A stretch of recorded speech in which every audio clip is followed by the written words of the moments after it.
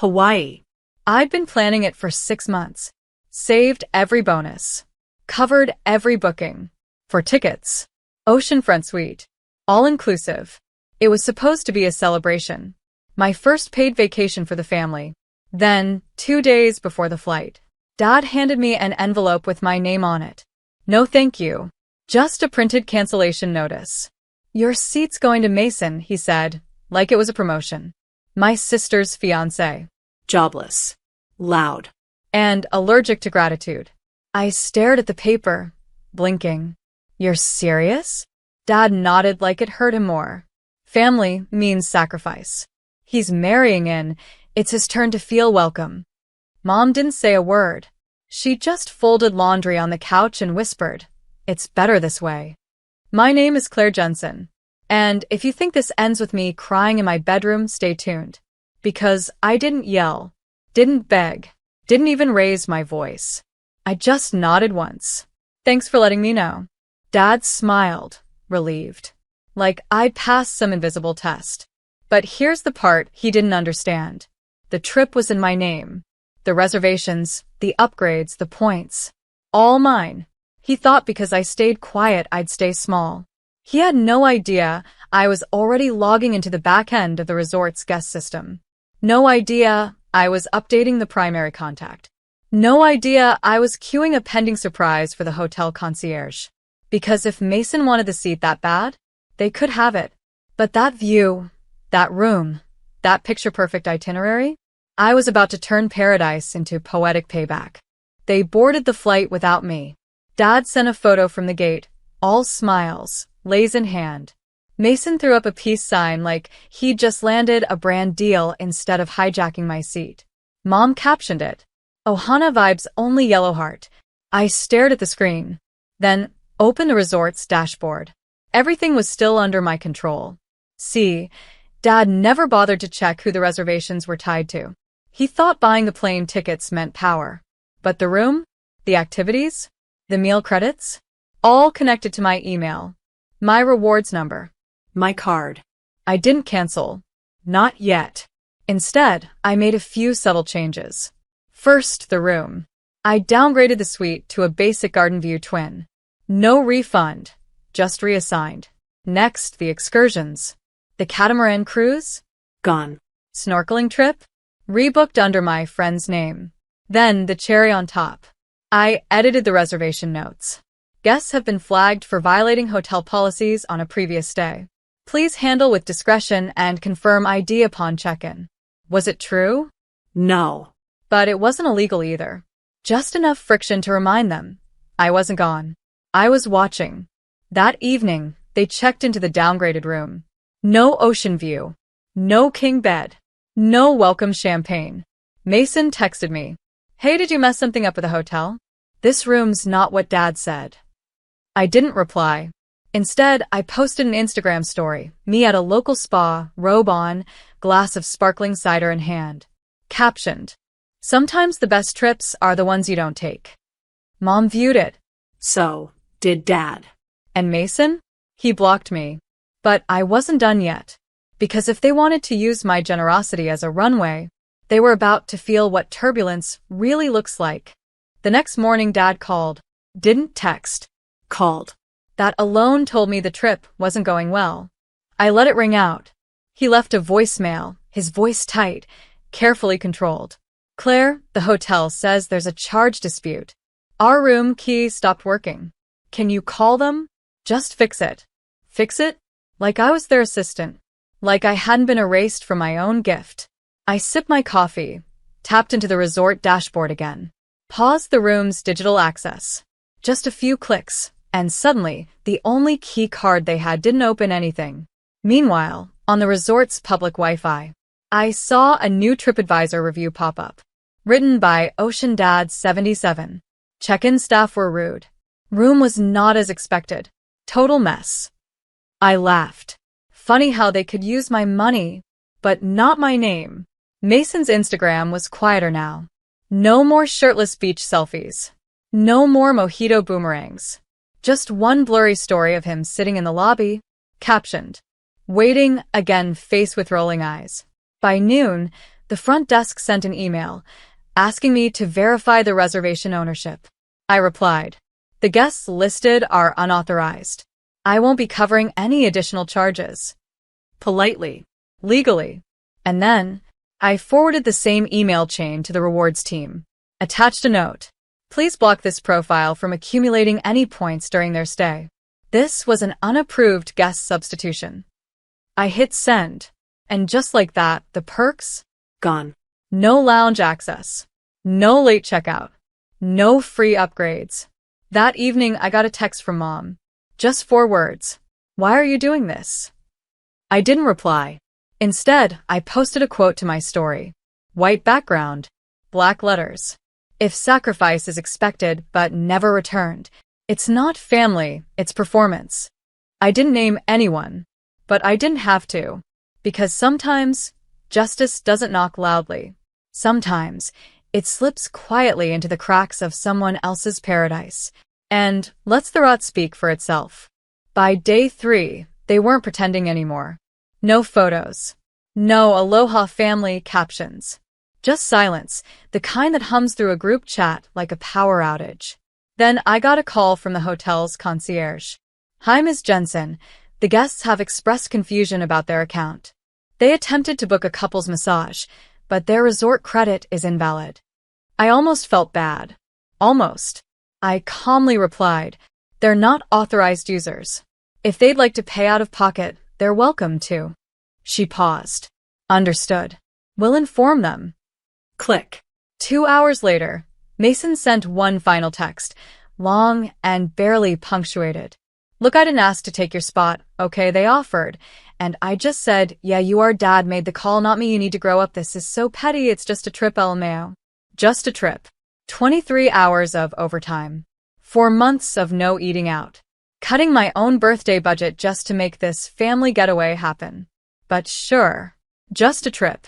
I didn't respond. Instead, I Venmo'd $10 to one of the resort staff accounts, a woman I'd spoken to when booking. The note said, "For your kindness, and for the stress I know my family is causing you. Because if someone had to deal with their entitlement meltdown, they deserved a little extra sunshine." Later that night, I received a call from Grandpa. He wasn't supposed to know, but somehow he always did. "You're not there?" he asked. "Nope." He sighed. I figured something was off. "Your dad's been posting sunset photos, but his face looks like someone stole his flip-flops." I smiled. "You always taught me, never punish with anger. Just let people live inside what they built." He chuckled. "Well, they're living in it now, baby. Keep standing tall." I hung up and opened my email. The hotel survey had arrived. "How was your experience at our resort?" I typed just 5 words into the comment box. I didn't stay, they did. They landed home 4 days later. Sunburnt, silent, and $1,900 over budget. I know because I saw the receipt. Dad tried to put the extra charges on my card, but I'd already frozen it the day they boarded. Mom was the first to break. She called while I was folding laundry. "I just don't understand why you're being so cold, Claire." I let her talk. "We didn't mean to hurt you. We just thought Mason needed to feel included. You always act like everything has to be fair." I looked at the speakerphone like it was haunted. "Mom," I said calmly, "I didn't need it to be fair. I just needed to not be erased." She exhaled. "He's family now." I nodded. "And family means sacrifice, right?" Silence. "Then consider this mine," I said. Click. I opened my notes app. Started writing the post I hadn't wanted to share. But maybe it was time. I saved $31,400 to give my family their dream vacation. 2 days before departure, they gave my seat away to a man who's never paid for a single dinner. I didn't shout. I simply took back what was mine. Underneath it, photos. My original booking receipt. The itinerary. A screenshot of the reservation change. A shot of me, smiling in my quiet apartment with takeout sushi and a glass of wine. Captioned. "Some trips are more peaceful when you stay home, especially when you take the peace with you." I hit post and went to bed. By morning, it had over 18,000 shares. Hundreds of comments. Women saying, "You're the villain in their story, but the hero in mine." Even a few wedding planners DM'd me. Just bookmarked this as a case study in boundaries. Iconic. Mason deleted his account that afternoon. Mom texted, "You're humiliating us." I replied with a single heart emoji. And nothing more. Because when silence is earned, it sounds like freedom. By now, the story had taken on a life of its own. TikToks. Reddit threads. Even a podcast episode titled, "When the Family Mooches Off You, a Hawaiian Horror Story." I didn't share more. I didn't need to. The truth was already orbiting in every direction, and I had receipts to keep it clean. That's when the guilt parade rolled in. Aunt Monica called first. "I had no idea they did that to you, honey. You know you've always been the responsible one." Then Uncle Ray. "You should have told me. I would have helped cover the trip, so you could still go." Too late. Where were they when I was skipping lunches to build the fund? My sister finally called too. A voice full of venom wrapped in fake sweetness. "Claire, do you feel better now? Embarrassing your own parents online?" I sat at my desk, calmly organizing travel receipts. "Do you feel better taking a vacation funded by someone else's sacrifice?" Silence. Then she spat. "You've always been dramatic." I smiled. No. "I've just always kept track." Click. I opened the family chat. Everyone had gone quiet since the post, except Grandpa. He sent one message. "They stole your seat. You gave them a mirror. And they still don't like the reflection." That line stayed with me, because I wasn't out for revenge anymore. I wasn't trying to ruin anyone. I was just done being the disposable one. The "you understand" girl. The ATM with a polite smile. The ghostwriter of family vacations she didn't even get to attend. So I did one final thing. I wrote a blog post. Published it anonymously. Titled, "The Price of a Plane Ticket. What It Costs to Be the Selfless Daughter." It ended with this. They told me family means sacrifice. So I stopped being their definition of family and started being mine. It started trending within hours. And somewhere in all that noise, my silence finally echoed louder than their voices ever did. Dad showed up at my apartment. No call. No warning. Just stood there in his vacation polo, looking like a man who just realized the house he built was made of matchsticks. "I came to talk," he said. I didn't invite him in. Just leaned on the doorframe. He looked around like he expected to see someone else behind me. Like the old version of me might step forward and say, "It's okay. I forgive you." But she wasn't home anymore. "I know we made a mistake," he started. I thought giving the seat to Mason would make him feel part of the family. I didn't realize that I was part of the family too? I asked. He looked away. "No," he said. "That you'd make it public." I laughed. Quiet, sharp. There it is. The truth. He wasn't here because he felt guilty. He was here because the world now saw what I had carried alone for years. "You embarrassed us," he added lower now. "No," I said. "You embarrassed yourselves." I just stopped hiding it. His eyes hardened. "Do you really think a vacation is worth tearing this family apart?" I leaned closer. "You tore it when you taught me I was only valuable when I gave everything away." He had no response. So I handed him a manila envelope. Inside, printed bank statements. Proof of every dollar I'd spent. Confirmation of every change I made. A note attached. This was never a vacation. It was a test. "You failed." He held it, speechless. Then I gently closed the door. Not a slam. Just done. That night, I lit a candle. Not one of my sisters'. One I bought for myself, soft vanilla, quiet flame. I sat on my balcony, watching the sky turn orange. And for the first time, I didn't ache to be understood. I was just free. A week later, I got a postcard in the mail. No return address. But I knew the handwriting. It was from my mother. "We didn't raise you to be this cold, this public, this vindictive. We're hurt. Mason's embarrassed. Your father's ashamed. I hope it was worth it." I read it once, then placed it beside my keyboard. Like a trophy.